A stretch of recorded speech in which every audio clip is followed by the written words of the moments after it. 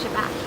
Well, it's a good thing. It's a good thing that it got pushed back because we're working with a distribution company for this album that we hadn't worked with in the past, and they seem to really have their stuff together, and it just took them a little longer to work us into the schedule, but it's a good thing because in the end, we're actually going to be sending out a lot of CDs to a lot of stores, so having a little bit of patience will probably be very beneficial. How did you guys come up with the title for the album? Infomaniac. So basically, okay, the generation that we're in right now is the information generation, right? Because the last generation was the technology generation. So people got their computers, people got their sidekicks. Now, when you have all of this technology, the next logical thing is there's going to be information overload because of all these sources. You have all your MySpace, your Twitters, your iPhones, your God knows what. There's tons of things that I probably don't even know about. So Infomaniac is a little playful stab at the state that we're in right now, where I think that people are so obsessed and addicted to information on by the minute, checking things, needing to know everything about everyone at every time. It has become RSS feeds. I think information is no different than a drug addiction. Obviously, it's not as bad for you, probably physically, but I think that psychologically it's probably just as bad for you. I think you're filling your brain with unimportant information when you could be filling your brain with very useful, enlightening information. Which I thought it was funny to put library bookshelves on the cover of the album because it was kind of ironic because it's not really no one's really reading books, people are just people want to know what idiots have to say about the world, people that are just trying to get their 15 minutes. They just go to their website and they want to know what they're saying about what celebrity and blah blah blah. And it's just really, I think it's just draining. I'm kind of curious to know what will be next. We said, this age of technology, and you had all these techies, they had to have the newest phone, the fastest computer, and it was all about the device. And now the Infomaniac is the person who's the information junkie. So what is next? I'm not trying to shove any messages down anyone's throat, but just, very playfully suggesting, hey, get back into buying albums, Albums are good. That's how music started, by making albums, and you fill up your mind with all it can know. Read some nice books and get, I don't know. Who cares? Why has there been such a long lapse between the album releases? We had some member changes. We had some issues regarding if and who we were going to make a record with, as far as labels go. We ultimately decided not to be going with a label, but there was kind of a few months where we were tied up with a major label that we ended up not working with them. So between that and the member changes and just, writing...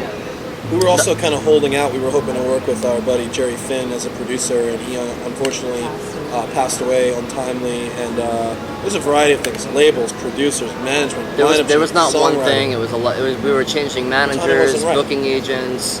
The songs weren't quite ready yet. It was everything that you could possibly think of was, and it's not necessarily a bad thing, because time. Who cares? The product has to be good and you have to be proud of it. It doesn't, whether it takes 5 years or it takes 6 months. When it's ready, and that's when it's meant to be ready. So, I think that the next record this record's not out yet, but I think that the next record will come out a lot sooner. Now that we're kind of on a path where we know what the goal is and what we want to be doing. We want to be making music constantly. So, did you guys feel a lot of pressure since the first album generated a lot of buzz? Not really. We created all that buzz ourselves. So there's not really any pressure. It's any kind of name we've ever made for ourselves was done strictly on our own. The most difficult thing is regenerating that momentum, because we had a lot of steam. Well, I consider to be a great deal of momentum. We got very fortunate. We put out an album. We got on these great tours, and we had the support of various places, MTVU and all those things, and we had a lot going on. And that was great momentum for an independent band like us at the time, being a rather new band. And here we are years later, and we're seeing, and it's not by any means disappointing, but we have to put in the time and the work to sort of get that momentum back, and that's why we did this big tour even before the album's out, because it's in anticipation of the release, to let people know that we're back at it and this is what's happening and we're here and you better pay attention. I think it's also like a very interesting time that we're in right now. I mean, besides financially, everybody knows that financially we're in a really bad time. But aside from that, I think that, again, tying in the Infomaniac, the overload of information, it's really hard to let people know that you're around. You know what I mean? It's like everyone's just like, okay, that's next thing, and it's like, you know, you feel like you're consistently trying to like let people know that you're still around and doing this. You know what I mean? You have to fight for people's attention. People are moving on. They find something and they move on. So it's like, yeah, you're fighting for attention, and that's just the times we're in, and we just keep doing it. And you know, some tours are better than others, and it's just we're going to be the same. We're going to keep doing the same thing, and whoever's coming is coming, and whoever's not coming and going is, you know. Was there anything else aside from like the technology stuff that inspired you guys on this album?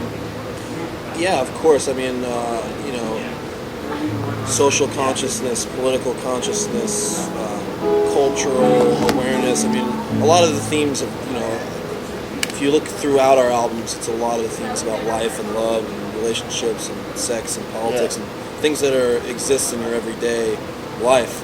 Yeah, it's just the things that I think are, you know, what makes the entire world go around. It's love, it's sex, it's politics, it's social consciousness, and like I like, you know, for me, I like to write about things that are like relevant to what people maybe are like afraid to say in like a raw kind of way, you know, because, you know, there's so many songs that are on the radio and it's like, okay, I get it, like it's just plastic, you know, and like I'd like to think that we add a little bit more depth to that, you know, a little more like tasteful way of saying things instead of just trying to like make a line that sounds funny to be on the radio, you know.